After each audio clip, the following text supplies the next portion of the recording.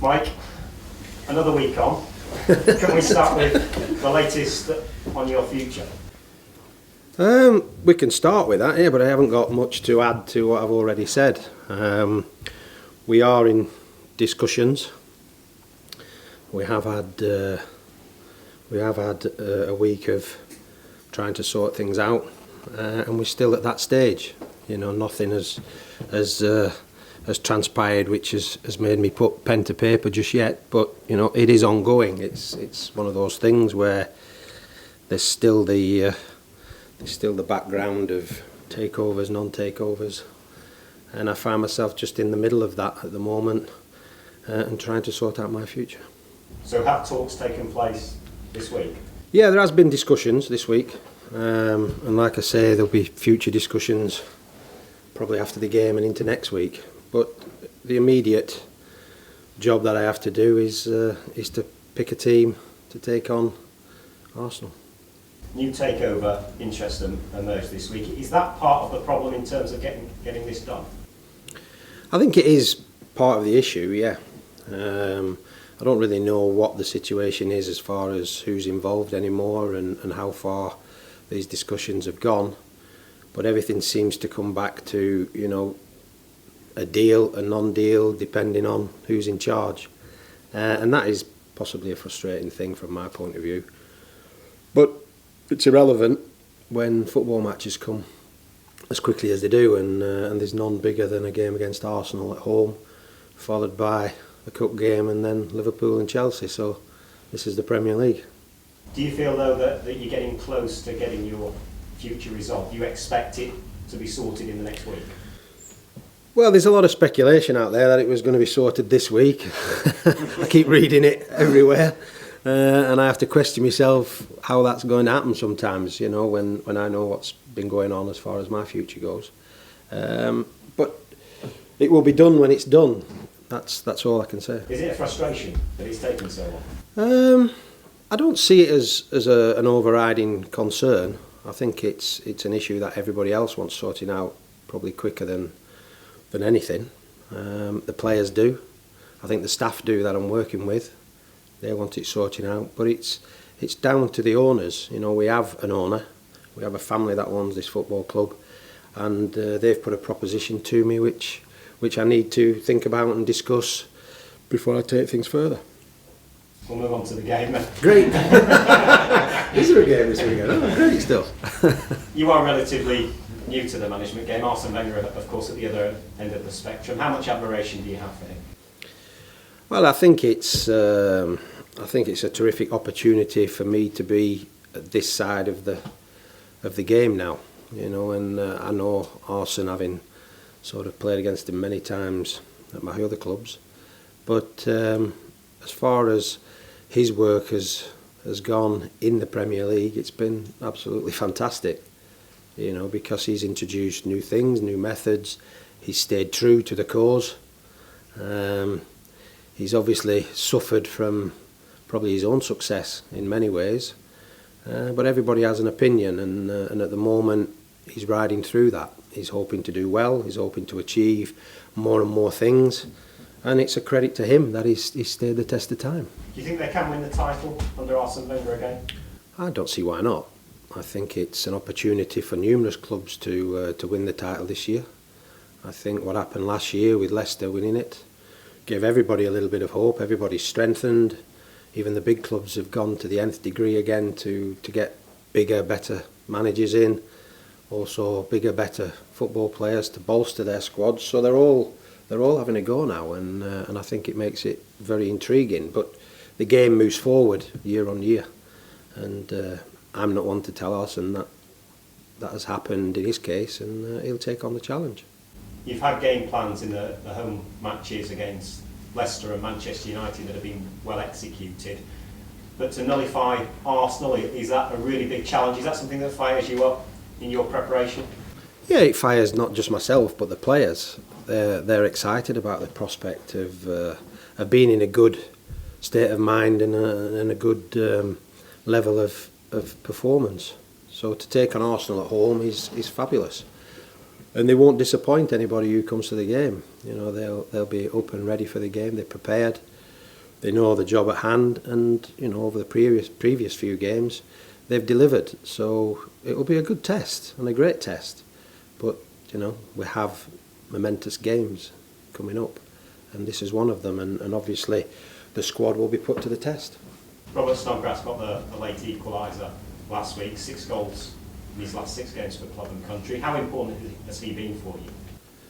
I think it's been important for many reasons, not just to this football club, but to the team, to himself. He's had some moments in the last year and a half where he's probably doubted doing those things that he did last week, actually being back on the football field.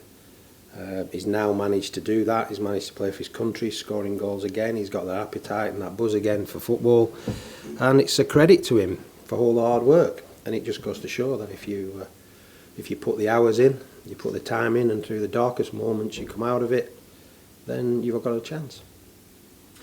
Mike, I just wonder whether all this uncertainty, the delays, the frustration has bizarrely unified the whole team, because that's what it looks like from the outside. All the summer's goings on, it seems it's made you stronger as a group of people. Well, the plan's working then.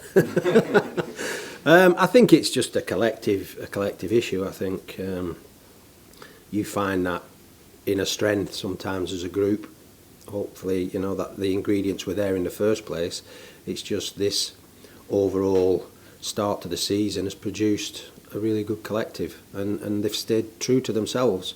They are working hard. They are enjoying the football. They're enjoying the training, and when you get results on the back of that, everybody has a smile on their face and they look forward to the next game. You haven't tinkered with the side, well, you haven't had the players initially to tinker with the side. Am I a tinkerman now? Am I another tinkerman? No, you're not. But I just wonder whether this week we might see some of the new signings actually making a start for you.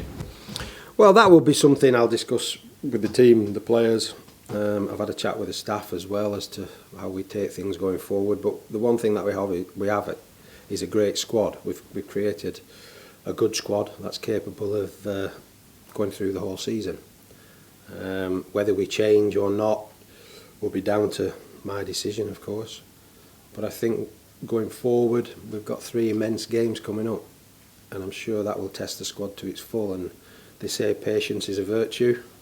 I've got plenty of it. I hope my players have, and we shall see. But going into games of this magnitude, what we have got, and I think I mentioned it last week, is we now have a group of players that can come off the bench and contribute to a football match for 96 minutes.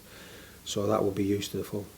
The players to a man have all backed you unreservedly. That must make you feel good and make you feel like you're a united front, as it were. Yeah, they've backed me. They've backed me throughout the media, possibly because I keep picking them. That might help. But no, that's good. It gives you a good warm feeling. It makes you understand that you're going in the right direction, and you're showing a little bit of loyalty to those players. The players that have started and continue to be in the team are in the team for a reason. That's because they're getting results and they're putting performances in. So we want that to continue. But it's up to them. They're in the box seat. They're in the driving seat. They've done ever so well. It's up to them now to continue that before I need to make selection issues. Do you have Dumercy and Vicani available this weekend? We do, yes. He's available, and he will be part of the group. He's now had just over 10 days, I think, to understand what this place is about, what the training has been like, and he's fitted in very well. He's quite a quiet chap, he's a man of few words, but he understands his role now, and he understands that the Premier League is where he wants to be, so he's available. What will he give you that maybe you haven't got elsewhere in the squad? Well, the reason we brought him to this football club is to be different. We haven't had an outstanding target man at this club for a while. We have other players who do different roles, but we have to test all those players again. We've got 4 strikers in the club now, all probably doing different things. So that gives us a little bit of variety, and he's one of those that could change things if we need it. Have you got any fresh problems from last weekend, injury-wise? No, we have none. Everybody's available. We still have, the same injuries, but they are progressing slowly but surely. Michael Dawson's now improving to the extent that he's outside, he's doing a little bit more work individually, and he should be joining the group within the next probably 10 days, 14 days. So he's the one that is making the most progress. Alan McGregor has gone from being probably gym bound to being outside doing small little work with the ball, which is a massive improvement, but he's on schedule to be probably another month or maybe longer. Odi Bejo's the same, you know, from his post-op now, it's quite a while, but he's improving immensely, so we're pleased that he's now nearing the end, which is always a bonus for any football player, that once you get outside and you start to smell the fresh air, then you know that you're not far away. Alex Bruce is another one, you know, he's probably early December, you know, he had surgery, so slowly with him, but everybody seems to be pushing on and pushing forward. Arsenal were in Champions League action on Tuesday. From your vast experience of that kind of scenario, going back into league action just a few days after, are they vulnerable in this game?